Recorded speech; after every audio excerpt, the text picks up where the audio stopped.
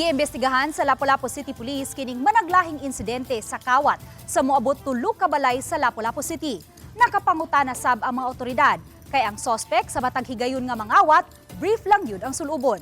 Si Nico Sereno sa report. CCTV video kini nga nahupta na sa kapulisan sa nagpadayon nilang investigasyon sa mga insidente sa kawat sa Lapu-Lapu City. Ning maong balay sa Barangay Maribago, makita ang sospek nga yanurang nagpas-an na sa usa ka vault. Bugtong brief lang ang sulob ni ini. Samtang niadtong Domingo sab sa kadlawon, laing insidente sa kawat ang nahitabo. Gituuhang maura ang sospek ug susama sab nga nag-underwear gihapon kini. May unang insidente sab sa Barangay Marigondon, susihunon pa ug gituuhang maura gihapon ang sospek base sa profile ni ini.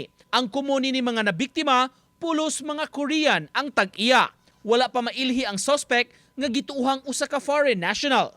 Lahi-lahi subdivision. Then puro Korean national. Maribago and Marigondon areas. Duha ka Maribago, then usa ka Marigondon. Then gi-check.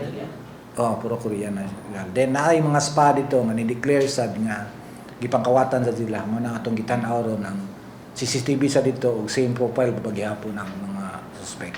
Gitan-aw pa kung kaila basab sa suspitsado ang mga biktima ug nasayod ng daan nga mga Korean ang tag-iya. Sa bintana kuno siya sagad mag-agi pasod sa maong mga balay. Sa labing uwahing insidente, gibanabanang moabot sa 2 ngadto sa 3 million pesos ang nadagit.